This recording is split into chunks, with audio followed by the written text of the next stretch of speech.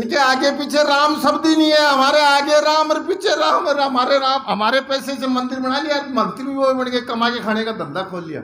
अच्छी बात है, हम लोग शामिल नहीं है, हम कमा के खाएंगे, भीख मांग के नहीं खाएंगे। अरे तुमने मरे पशु से इन लोगों को जूती पहना दी, आंख बीच करके कांटू भरी दुनिया में घूम सकते हैं। तुम कोई साधारण आदमी हो? अरे उस निकले हुए चमड़े से तुमने ऐसी ढोलकी बना दी जो नहीं नाचने वाला भी नाचने लग जाए उसकी तान से। तुम कोई साधारण आदमी नहीं हो। अरे तुम्हारे में कौन पैदा नहीं हुआ? तुम्हारे में कबीर पैदा हुआ, तुम्हारे में रविदास पैदा हुआ, तुम्हारे में फूले पैदा हुआ, सावित्री बाई फूले पैदा हुई, अम्बेडकर पैदा हुआ। अम्बेडकर को पता है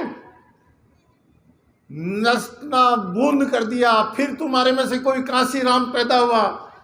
अब कोई अम्बेडकर को कोई भुला नहीं सकता।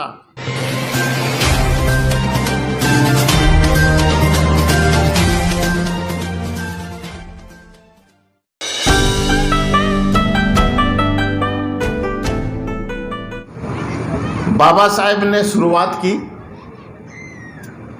समाज सेवा की, और 1920 में जाकर के फूले साहब को अपना गुरु बनाया।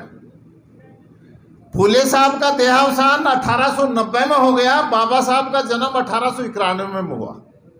लेकिन जब बड़े हुए, जवान हुए, समझदार हुए, तो उन्होंने उनको गुरु माना।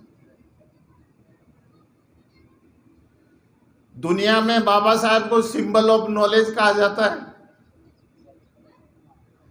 बाबा साहब की मूर्तियां लगी हैं, लोग अच्छे से उनको मनाते हैं, जानते हैं। और इस धरती पे 5 सबसे ज्यादा बुद्धिमान लोगों में से एक बाबा साहब थे। इस बात को हमारे में से लोग कितना जानते हैं? अभी मन से बात हो रही थी, शिक्षित बनो, संगठित बनो, संगठित होकर के संघर्ष करो। बाबा साहब ने भी यही बात कही थी, लेकिन इसके पीछे आप जाओगे तो वो ये कहते थे कि बुद्धि की शरण में जाओ और धम्म की शरण यानी ज्ञान की शरण में जाओ और संघ की शरण में जाओ। बुद्धं शरणं गच्छामि, धम्मं शरणं गच्छामि, संघं शरणं गच्छामि। आज हमारे लोग कहते तो हैं कि साहब हमारे साथ ये होता है, वो होता है। मैं कहता हूं जो होता है वो सही नहीं होता क्या? हिंदू धर्म का मतलब ही जाति व्यवस्था। पात में पात और केले की पात, और जात में जात, हिंदू की जात। बड़ा कठोर मामला है, बहुत कठोर मामला है। और हिंदू रहेंगे तो जाति भी आपकी वही रहेगी। और बाबा साहब ने 3 काम किए थे: annihilation of caste, constitution of India, और 1956 में धम्म की शरण में आ गए थे। लेकिन आप देख रहे हो, न तो हमने जाति का उच्छेद किया, हम लोग सारे ज्ञानी मंच पे भी बैठे हैं, उधर भी बैठे हैं। 70 साल में क्या हमने रोटी बेटी का व्यवहार किया? कौन समझाएगा? अरे जिनको पानी पी पी के गाली निकालते हो, उन्होंने अपनी बेटियां दे दी और तुम्हारा बेटा ले गए, तुम्हारे समझ में नहीं आया। IAS, IPS, RS लोगों को अपनी बेटियां देके ले गए, तुम देखते रह गए।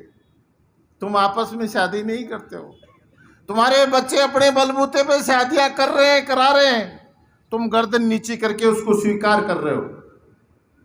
कौन समझाएगा? इन औरतों में बता सकता है आप में से कोई ये कौन किस जाति की है?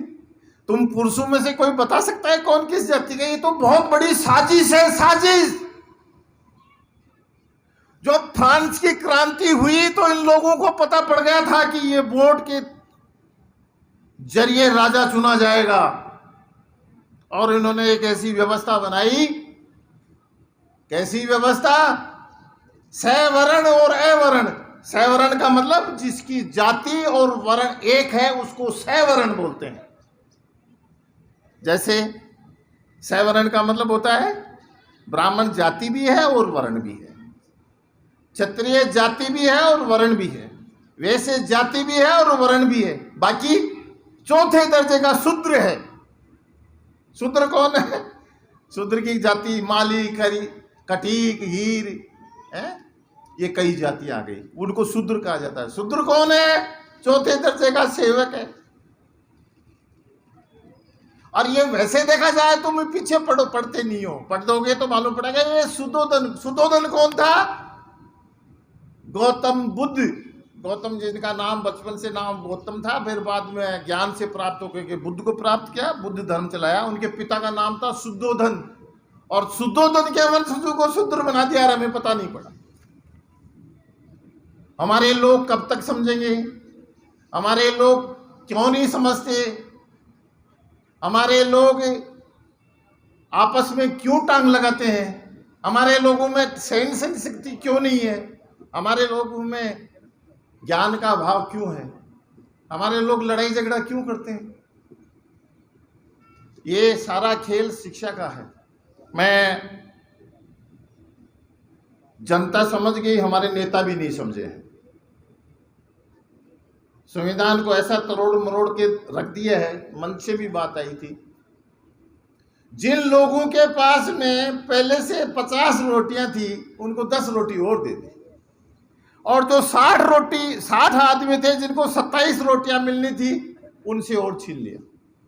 अब वो 60 रोटी वाले क्या कह रहे हैं कि ये 22 रोटी वालों के पीछे पड़े हुए हैं। आप समझ रहे हो मेरी बात को?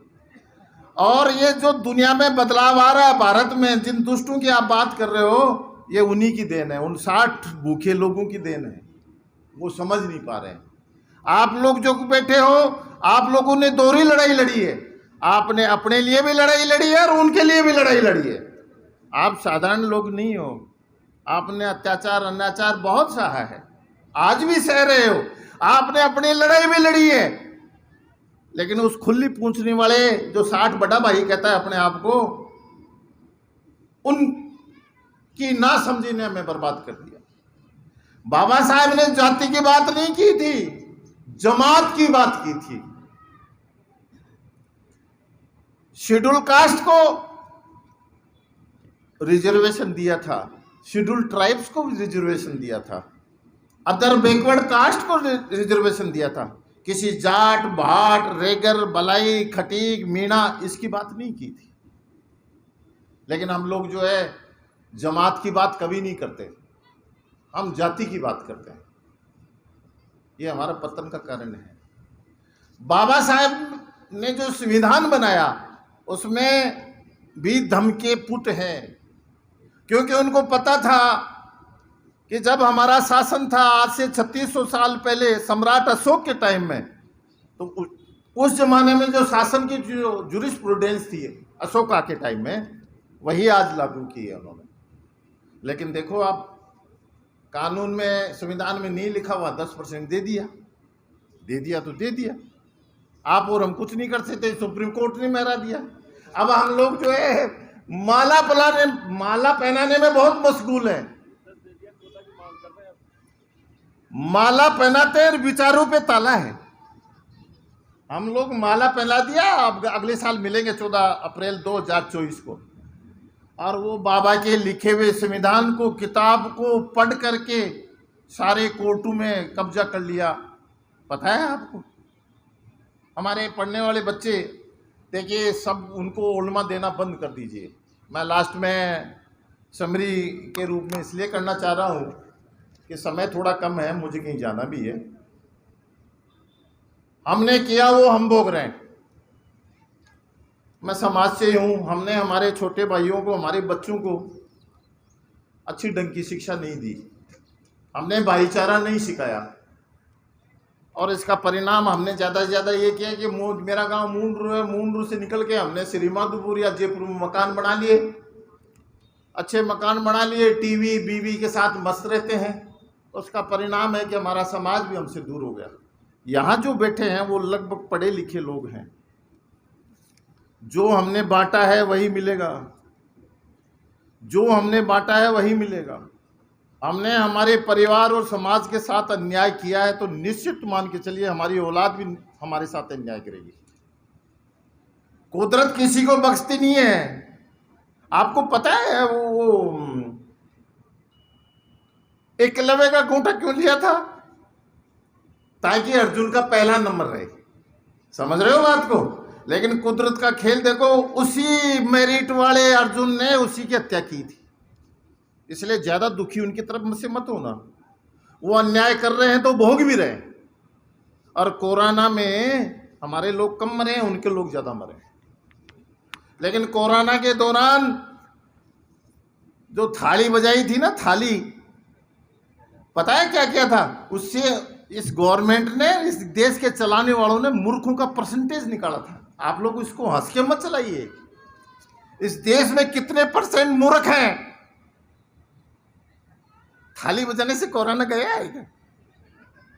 लेकिन हमने बजाई तो उनको मालूम पड़ गया कितने मूर्ख लोग हैं, जब भी तो मनचाहा काम करते हैं। हमने सारी ताकत रैली में लगा दी, अब घर पे जाके सो गए। नहीं, कितनी भीड़ थी पता है? ताकत को खराब मत करो, ताकत को बचा के रखो।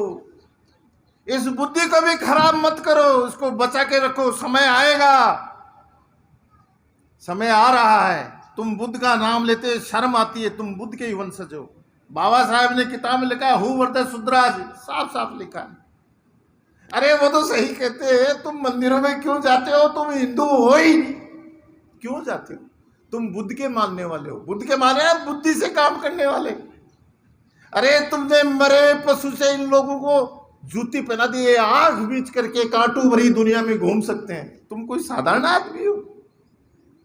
अरे उस निकले हुए चमड़े से तुमने ऐसी ढोल की बना दी जो नहीं नाचने वाला भी नाचने लग जाए उसकी तान से। तुम कोई साधारण आदमी नहीं हो। अरे तुम्हारे में कौन पैदा नहीं हुआ? तुम्हारे में कबीर पैदा हुआ, तुम्हारे में रविदास पैदा हुआ, तुम्हारे में फूले पैदा हुआ, सावित्री बाई फूले पैदा हुई, अम्बेडकर पैदा हुआ। अम्बेडकर को पता है, नस्ना बूंद कर दिया। फिर तुम्हारे में से कोई कांसीराम पैदा हुआ। अब कोई अम्बेडकर को कोई भुला नहीं सकता। तुम लोगों को हीन भाव भी नहीं आना चाहिए कि मंच में बैठने वाले हमसे बात नहीं करते। हम तुम्हारे वंशज हैं, हम तुम्हारी साथ हैं और तुम्हें भी हमारा साथ देना पड़ेगा। कभी अलग नहीं हो सकते। हम 4 गोत्र वाले हैं, याद रखना। हमारे बहन बेटियों का हम सब संबंध करते हैं तो हम 4 गोत्र टालने वाले हैं। हमारी संस्कृति बहुत पुरानी है, हम जल्दी नष्ट नहीं होने वाले हैं। थोड़ा सा कर लो, बाबा साहेब के कहे हुए रास्ते पे चल दो। रोटी बेटी का व्यवहार आपस में शुरू कर दो, फिर आनंद देखो। औरत जैसी औरत, अरे पुरुष जैसा पुरुष, जिसके विचार मिल जाएं। क्यों भटकते हो? क्यों दहेजों में, घोड़ी पे, गधे पे क्यों पैसा खर्च करते हो? शिक्षा में पढ़ाओ, बच्चों को पढ़ाओ। समय के साथ सब कुछ बदलो। मैं बाबा साहब ने आपको आखिरी में धम्म का रास्ता ही बताया था, लेकिन आप लोग नहीं समझ पाए। अब समझ जाओ। ये नीलम जी जो भाषा बोल रही थी, ये यंग है थोड़ा सा, इनको गुस्सा इसलिए आता है कि ये ऐसी 1000 मीटिंगों में जा चुकी हैं, बहुत समझाती है। और राजस्थान में आती है तो राजस्थान में घूंघट ही देखती है कि ये क्या बीमारी है यहाँ पे। राजस्थान सबसे पिछड़ा हुआ है, सबसे ज़्यादा जातिवाद यहाँ है, और ये ऑर्थोडॉक्स है ना, ये चीज़ें भी यहाँ पे ज़्यादा है। 3 चीज कभी छुपती नहीं है, सूर्य, चंद्रमा और सत्य। सत्य बुद्ध है। 3 लोग कभी सत्य नहीं बोलते हैं, पंडे पुरोहित, चरित्रहीन पुरुष या स्त्री, और भ्रष्ट आदमी जो रिश्वत ले लेता है वो कभी नहीं कहता। और जो छुप छुप के अपने जोड़े से अलग संबंध रखता है वो कभी नहीं कहता। और पंडे पुरोहित भी कभी साफ नहीं बोलते। आप समय के साथ बदलो, और हमने क्या खोया क्या पाया इस पे विचार करो। घर पे जाकर के विचार करना, हमारे बच्चे किधर जा रहे हैं, हमने क्या शिक्षा दी है। हमारे घर में ये बाबा साहब की मूर्ति लगाने से कुछ नहीं होगा, इनके विचारों को अडॉप्ट करो। 30 त्योहारों में भी हमारे जो है महीने में 4 त्यौहार आते हैं। अब 4 साहब आप कौन से बता रहे हो? एक तो पूर्णिमा, जिस दिन पूरे 24 घंटे धरती उजाले में रहती है, पूर्णिमा, सभी पूर्णिमा। 2 8 हैं, 2 8 है जिसमें 12 और 6 18 घंटे धरती उजाले में रहती है। आठे के दिन आधा दिन रात, आधा रात उजाले में, आधा अंधेरे में। और एक मास के पहले दिन 14। इसके पीछे यह है कि दुष्ट भी इस धरती पे रहेंगे। तुम ये मत सोच लेना कि दुष्ट चले जाएंगे, दुष्ट भी ये रहेंगे। यानी मास की काली रात, उसके एक दिन पहले हाथ जोड़ लो कि दुष्ट हो, हमारे पे दया रखना। ये मैं धर्म की भाषा बोल रहा हूं। ये 14 के 1 महीने में 4 है, उस दिन 1 टाइम भोजन करो, पंचशील को धारण करो। और मैं तो ये कह रहा हूँ, ये शिक्षा की ऋण की बात कर रहे हैं। आप शराब छोड़ दो। 4 गोत्र आप टालते हो, एक 5वां गोत्र वो टाल दो कि जिस घर में शराब पीता है उसमें हम सगाई नहीं करेंगे। इतना सा ही काम, ये सब पड़ जाएंगे। शराब ने हमें बर्बाद कर दिया। बाबा साहब का धारावाहिक देखते हो तो बाबा साहब ने जब शिक्षा की बात करते तो वो उनके मोहल्ले से पकड़ के दारू पिला के उनको दारूडा बनाते थे। आज भी यही स्थिति है। और ये जो 2 धर्म की ये धर्म में जो 2 ठेकेदार हैं, एक तो रामचंद्र जी, एक न तो राम जीता न रावण हारा। ये सारा खेल विभीषण का है, ये चल रहा है। हमारे में भी विभीषण है, हमारा बड़ा भाई विभीषण ही तो है। वो समझ ही नहीं रहा कि मैं किसको वोट दे रहा हूं, क्या कर रहा हूं। वो भी उनकी तरह हमारे साथ खाना पीना नहीं करता। और धोखेबाजी का नतीजा गलत होता है। मैंने पहले भी कह दिया था, इसलिए आप किसी के साथ धोखेबाजी मत करो, शुद्ध जीवन जियो, बुद्ध की शरण में जाओ। बाबा साहब भी बुद्धि हैं, बोधिसत्व है। आप समझिए 1990 में 1890 में 91 में जन्म हुआ, 56 में चले गए। कितना कुछ कर गए, और वो जितना कुछ करके गए, छोड़ के गए, वो भी हम नहीं बचा पाए। वो भी लोगों ने लूट लिया, हम कुछ नहीं कर पाए। जय भीम, जय भीम। चलो ये भी जारी रखो। कोई हमारे वंश में फिर पैदा होगा, फिर कोई होगा, हो रहे हैं लोग। मैं अब ज़्यादा ठीक नहीं है। अनुच्छेदों को भी ध्यान रखिए। EWS का आरक्षण नहीं देने वाला एक शख्सियत है इस देश में, तमिलनाडु में लागू आज तक नहीं किया है सुप्रीम कोर्ट के जजमेंट के बावजूद। ऐसे लोगों को भी पढ़ो, जानो। स्टालिन है उसका नाम। आप लोगों से मैं इतनी सी गुजारिश करूंगा, आपस में कोई छोटी मोटी बातें हैं और उनको साइड में रखो। मियाँ बीवी के लड़ाई झगड़ा होता ही रहता है, भाई भाई के बीच में भी होगा। मैं आया हूँ तभी तो माथापच्ची होगी कि साहब आपने ऐसे कैसे बोल दिया। फिर मैं कहूँगा यार मैंने बोल दिया तो कोई गलत बोल दिया। अब मैं आता ही नहीं तो कहाँ से होती। इसलिए आप लोग समय के साथ बदलो। अध्यक्ष महोदय, बीच में मुझे दिया गया, मेरा टाइम भी हो गया। मैं जस्ट निकलने के बाद में जो है मेरा कोई काम है, और आप लोग सभी लोग एक एक आदमी 1-1 हज़ार के बराबर हो। तुम कभी कमज़ोर मत समझना। रही बात पार्टी की वोट देने की, आपकी जच्चा वहाँ दो, लेकिन मुर्गी के अंडे और दारू के पौवे में मत देना बस। अरे एक बात है, जैसे बेटी को ब्याने से पहले घर देखते हो, वैसे ही वोट देते समय भी थोड़ा ध्यान रखना। हमारा कोई कुछ नहीं बिगाड़ सकता। हम इस देश के शासक हैं, हमारी गलतियां हैं, दूसरों को दोष मत दो। हमारा भाई जो है 4 गोत्र उनके भी टलते हैं, बड़े भाई के भी 4 ही टलते हैं। आप समझना मेरी बात को। अरे राम राम राम राम, तुम्हारे तो आगे राम और पीछे राम। और जिनके कुछ नहीं है वो मंदिर को ले गए कमा के खा रहे, उनके आगे राम नहीं है, पीछे राम नहीं है। देख लो आप, इनके आगे पीछे राम शब्द ही नहीं है। हमारे आगे राम और पीछे राम। और हमारे राम, हमारे पैसे से मंदिर बना लिया, मंदिर भी वो बन के कमा के खाने का धंधा खोल लिया। अच्छी बात है, हम लोग शामिल नहीं है। हम कमा के खाएंगे, भीख मांग के नहीं खाएंगे। और हमारे लोगों में जो अहंकार है उसको नष्ट करो। हमारे लोगों की बहन बेटियों की इज्जत करो। हमारे बच्चों को पढ़ाओ। हमारे संगठन में जितने भी ये लोग जिस तरीके से मेहनत की है, आप लोगों ने पैसा भी दिया है, आप लोगों ने समय का दान भी दिया है। आप सबका मंगल हो, आप सबका मंगल हो, आप सबका मंगल हो। नमो तस्से भगवतो अरहतो सम्मा संबुद्धस्से। इसका मतलब ये है कि मैं उस भगवान को आह्वान करता हूं, जो अरिहंत को प्राप्त होकर सम्यक संबुद्ध हो गए हैं। ये बौद्धों की भाषा है।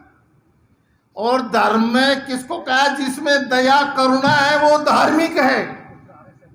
तुम्हारे में भी सब में बीज है, तुम्हारे में भी दया और करुणा के बीज है। तुम भी सम्यक संबुद्ध ना सही, लेकिन तुम सम्यक संबुद्ध के नजदीक हो। आप सबको अभिवादन करता हूं। जय भीम, नमो बुद्धाय।